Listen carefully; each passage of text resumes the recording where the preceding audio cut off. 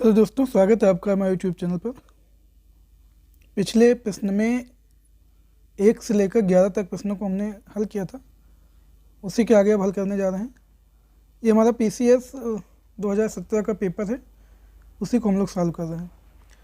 एक तरफ इसमें घटनाएं लिखी हुई हैं और एक तरफ लिखे उनसे संबंध व्यक्तियों के नाम, लेकिन में से कौन सा सुमेलित नहीं है? हेक्टर मुनरो का संबंध बक्सर के युद्ध से है। लॉर्ड आंग्ल नेपाल युद्ध से संबंध है लॉर्ड हेस्टिंग्स का, तो लॉर्ड हेस्टिंग्स का संबंध आंग्ल नेपाल युद्ध से है। चतुर्थ आंग्ल मैसूर युद्ध का संबंध लॉर्ड वेलेजली से है। चतुर्थ आंग्ल मैसूर युद्ध लॉर्ड वेलेजली। फिर तृतीय आंग्ल मराठा युद्ध। तृतीय आंग्ल मराठा युद्ध लॉर्ड हेस्टिंग्स के समय लड़ा गया था, कॉर्नवालिस के समय नहीं। तो तृतीय आंग्ल मराठा युद्ध 1817 से 18 के बीच हुआ और लॉर्ड हेस्टिंग्स के समय लड़ा गया। चतुर्थ आंग्ल मैसूर युद्ध वेलेजली के समय हुआ। आंग्ल नेपाल युद्ध हेस्टिंग्स के समय हुआ और इन्हीं के समय ही तृतीय आंग्ल मराठा युद्ध भी हुआ। बक्सर के युद्ध से संबंधित है हेक्टर मुनरो। तो तृतीय आंग्ल मराठा युद्ध 1817 से 1818 ईस्वी तक लड़ा गया युद्ध अंतिम रूप से लॉर्ड हेस्टिंग्स के समय में के गवर्नर जनरल के बाद लड़ा गया। तो कॉर्नवालिस गलत है, बाकी सुमेलित है। अगले प्रश्न देखें हम तो लिखा, किसने ईस्ट इंडिया कंपनी के बारे में यह टिप्पणी की कि कंपनी एक असंगति है, परंतु यह उस व्यवस्था का भाग है जहां सब कुछ ही असंगत है। ये टिप्पणी की थी टी.बी. मैकाले ने। थॉमस वेलिंगटन मैकाले ने ईस्ट इंडिया कंपनी के बारे में यह टिप्पणी की थी कि कंपनी एक असंगति है, परंतु यह उस व्यवस्था का भाग है जहां सब कुछ ही असंगत है। अगले प्रश्न की तरफ बढ़ते हैं। निम्नलिखित में से किन स्थानों पर डचों ने अपने व्यापारिक अड्डे स्थापित किए? नागापट्टिनम, चिंसुरा, मछलीपट्टनम। सूरत, भरूच, आगरा, कोचीन, अहमदाबाद, पटना, इन सभी स्थानों पर डचों ने अपने व्यापारिक अड्डे स्थापित किए थे।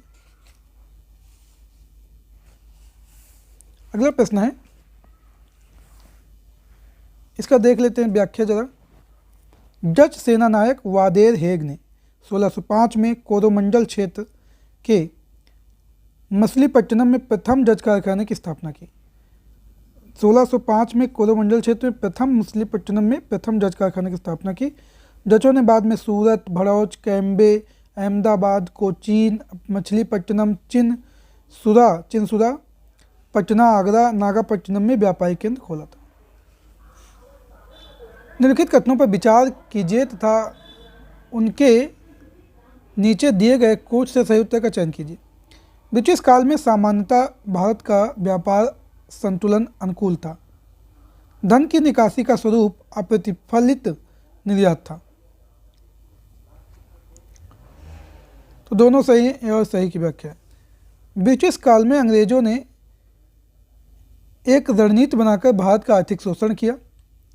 उन्होंने यहाँ की जनता की चिंता न करके अपनी आर्थिक नीतियाँ भारत पर ज़बरदस्ती ला दी और इनका मुख्य उद्देश्य अंग्रेज़ों का हित रहा।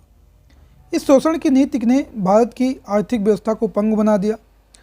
जॉन सुलिवान ने भारत में ब्रिटिश आर्थिक नीति और उसके प्रभाव को दर्शाते हुए लिखा कि हमारी प्रणाली एक ऐसे स्पंज के रूप में काम करती है जो गंगा के किनारे से प्रत्येक अच्छी वस्तु लेती है और टेम्स के किनारे पर निचोड़ देती है। वहीं धन की निकासी से निर्यात के रूप में किसी प्रकार का प्रतिफलन नहीं हुआ। कथन और कारण दोनों सही हैं। कारण कथन की सही व्याख्या कर रहा है। विद्रोह देखते हैं।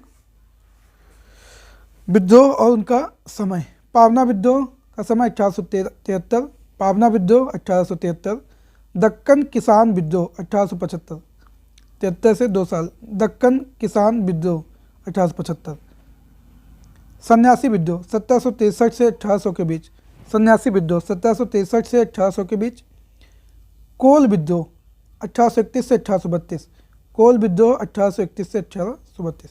फिर से एक बार, पावना विद्रोह 1873, दक्कन विद्रोह किसान विद्रोह 1875, सन्यासी 1763 से 1800, कोल 1831 से 1832। निम्नलिखित में से किस समाज सुधारक ने 1826 के ज्यूरी अधिनियम का घोर विरोध किया था? प्रश्न एक बार फिर से, निम्नलिखित में से किस समाज सुधारक ने 1826 के ज्यूरी अधिनियम का घोर विरोध किया था? राजा राम मोहन राय। 1826 के ज्यूरी अधिनियम का विरोध समाज सुधारक राजा राम मोहन राय ने किया था। 16 वर्ष की आयु में इनकी आस्था मूर्ति पूजा में नहीं रही और इन्होंने फारसी में तुहफुत उल मुआहिद्दीन नामक पुस्तक लिखी, जिसमें मूर्ति पूजा का खंडन और एकेश्वरवाद की प्रशंसा की। 1815 में उन्होंने आत्मीय सभा की स्थापना की। इसका उद्देश्य हिंदू समाज में व्याप्त बुराइयों को दूर करना, ईसाईयत के प्रभाव को रोकना एवं सभी धर्मों में आपसी एकता स्थापित करना। अगला प्रश्न है, निम्नलिखित में से किस वर्ष बंगाल के मिदनापुर जिले में जातीय सरकार की स्थापना हुई थी? निम्नलिखित में से किस वर्ष बंगाल के मिदनापुर जिले में जातीय सरकार की स्थापना हुई थी? 1942। भारत छोड़ो आंदोलन 1942 के दौरान देश में 3 प्रमुख स्थानों पर समानांतर सरकार बनी। तामलुक, मिदनापुर, ये 1942 से 1944 तक। बलिया में चित्तू पांडे के नेतृत्व में 1942। सतारा में 1943 से 1945।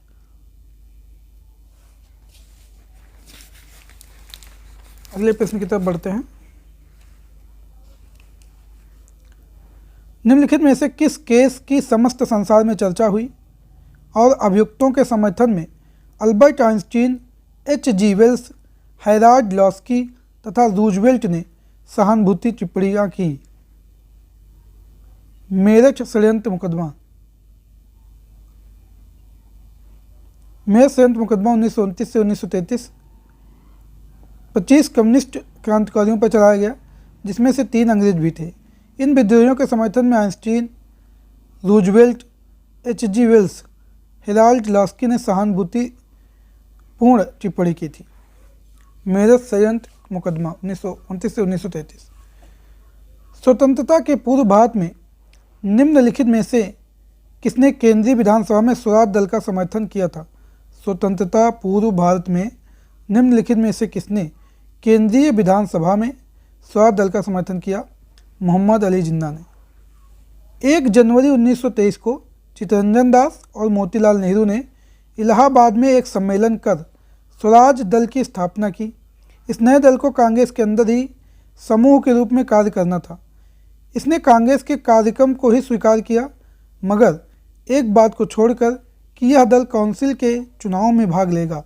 केंद्रीय विधानसभा में स्वराज दल का समर्थन मोहम्मद अली जिन्ना और मदन मोहन मालवीय ने किया था। गोपाल कृष्ण गोखले ने किस वर्ष भारत सेवक मंडल सर्वेंट्स ऑफ इंडिया सोसाइटी की स्थापना की? 1905। गोपाल कृष्ण गोखले 1866 से 1916 भारत के एक स्वतंत्रता सेनानी, समाज सेवी, विचारक एवं समाज सुधारक थे। वे भारतीय राष्ट्रीय कांग्रेस के प्रसिद्ध नरमपंथी नेता थे। चरित्र निर्माण की आवश्यकता से पूर्णतः सहमत होकर उन्होंने 1905 में सर्वेंट्स ऑफ इंडिया सोसाइटी की स्थापना की, ताकि नौजवानों को सार्वजनिक जीवन के लिए प्रशिक्षित किया जा सके। महात्मा गांधी उन्हें अपना राजनीतिक गुरु मानते थे।